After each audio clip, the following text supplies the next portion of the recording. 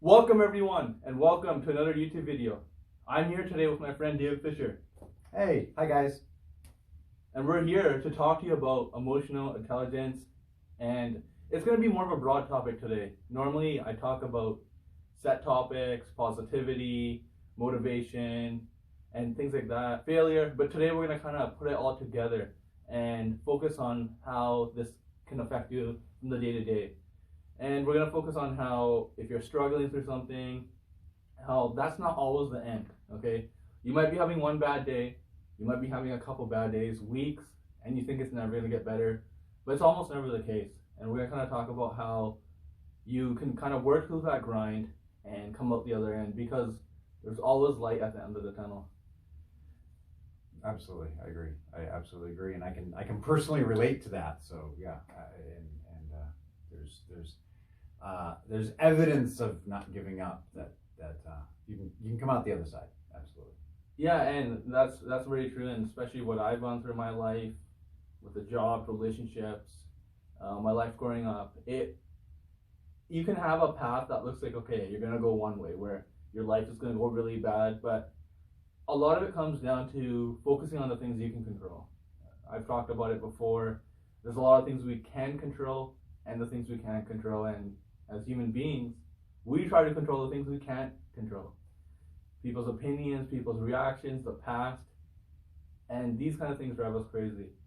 But there's times when you can control great things in life. You can control your success, your attitude, your motivation, your negativity. You can control those things. And if you control those things, it will make your life a lot better. Going back to what I mentioned about having a difficult situation, it could be any difficult situation, and the main thing you need to do is focus on knowing that you have a choice. You can make a decision. You can be going through a tough situation. I grew up in a single parent household, and things could have turned out really bad for me. But I made the decision that I am not going to let this shape me. I'm going to be the one who shapes my destiny. And obviously, in that situation, I couldn't control the outcome of, say, the divorce. But what I could control is my reaction to it, my perception to it. And it may sound very easy to say. You might be saying, Sonny, but you don't understand. I'm going through a really tough situation. You're making it sound like it's little, or you're belittling it. And that's not my intent. It may sound like that, but trust me, that's not what it's about. There's a lot of difficult situations I've gone through, and I'm sure you guys have gone through, but in a way, it's as simple as making the decision. David, would you like to add to that? Yeah, and you bring up a good point. I'll stir my share really quick. For those of you who follow me, have heard some of my videos or speaking, some of you might know this story, but when I moved first to Canada 7 years ago now, I had a job lined up, and it was going to pay me really well, and brought the whole family here, going to start working, 6 figures. I was also pursuing an acting career, and when I moved up here, the job, they restructured the organization, and that job disappeared. Never had it. And I thought, first of all, I thought it was a dream job for me, and so I took an emotional hit, but I thought I can find any job.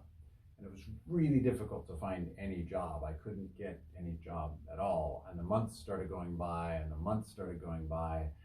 Pretty soon, I lost everything, my investments, my car. My mom was paying my rent.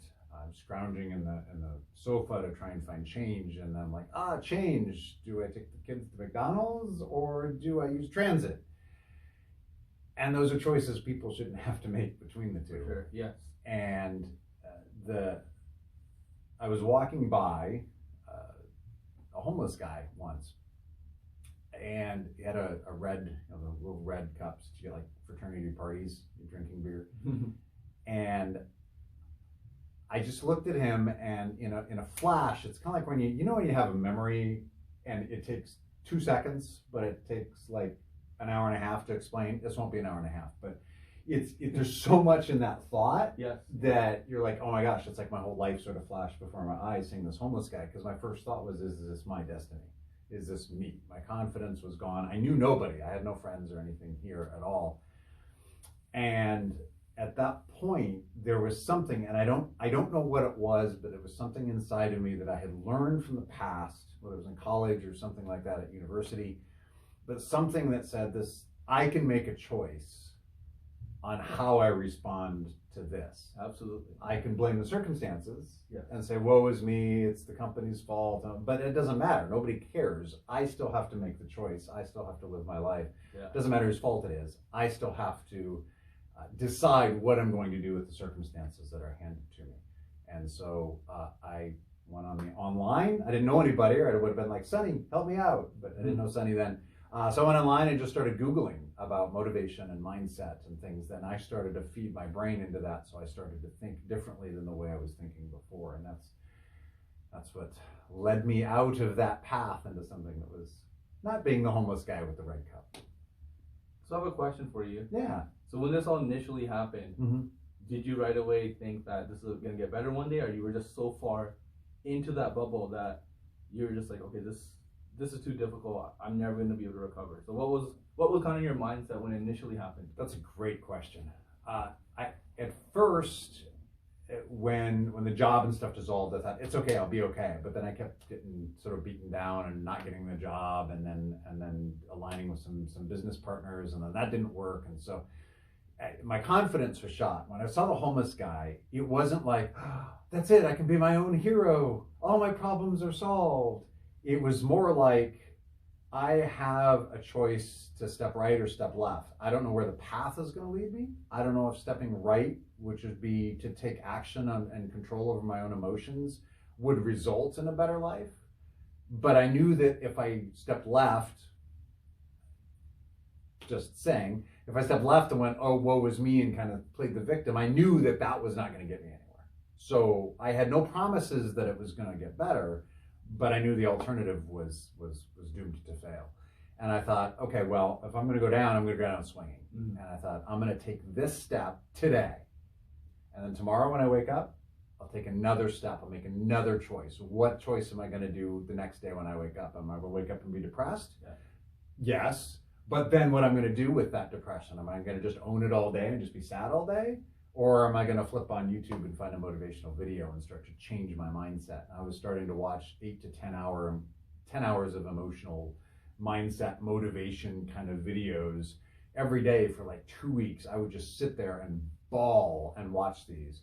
But I felt that the more I did that, the easier the steps began to take, the more that my confidence began to grow.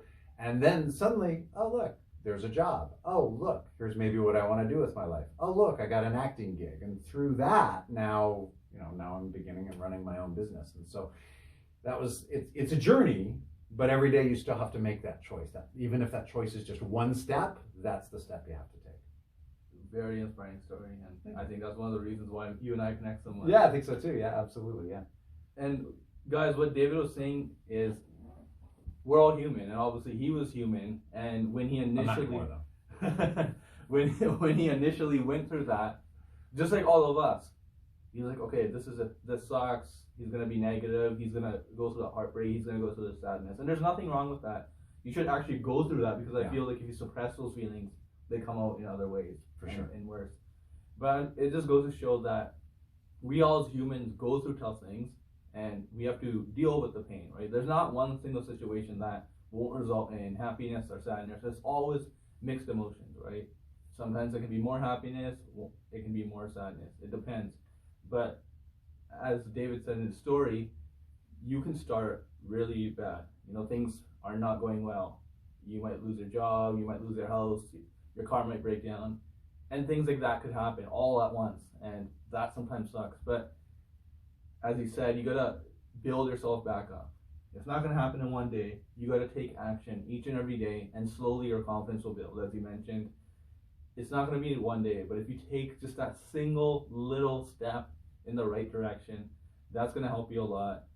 And that's just the main thing. We wanted to just kind of talk about how you might be going through a tough situation, but the main thing is to realize it's okay to go through those tough emotions, the sadness, the negativity, the grieving, whatever it may be. Go through that, but make sure you pick yourself back up, because we always have the ability to control our situation. And like you said, no one's gonna feel sorry for us. Your circumstances aren't gonna say, "Oh, let me help you out." Yeah, exactly. You're the one that has to live with that now, right? It's sometimes situations happen to us, but we have the responsibility to take action or lack thereof. And obviously, in your story, you took action. So the takeaway here is this, guys: any situation you get in, no matter how tough it is, you can get through it. It will take time. Sometimes it'll take longer than others. It will take time, but you just gotta take that first step, and eventually it gets easier, and you become stronger. Would you like to add anything else? Another thing I'll leave you guys with is that in the hero's journey, the hero always has somebody to help them.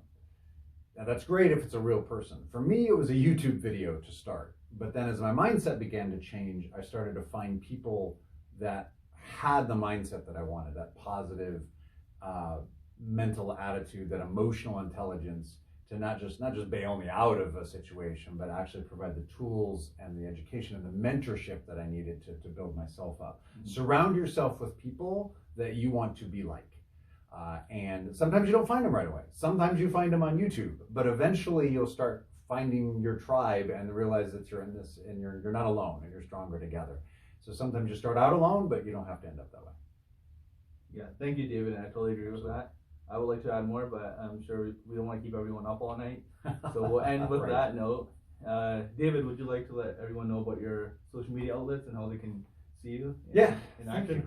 Absolutely, yeah. So my website is davidfish, FISH.ca, davidfish.ca. You can find me on Instagram at davidfish.ca as well, and Facebook I also think is davidfish.ca. So just do davidfish.ca and you can find me. Yeah, guys, certainly go check him out. If you enjoy my work, you're definitely going to enjoy his, because he was an inspiration of mine. Well, I mean, he still is an inspiration of mine. So if you like my stuff, you're definitely going to love his stuff more. Thank you, everyone. Until next time.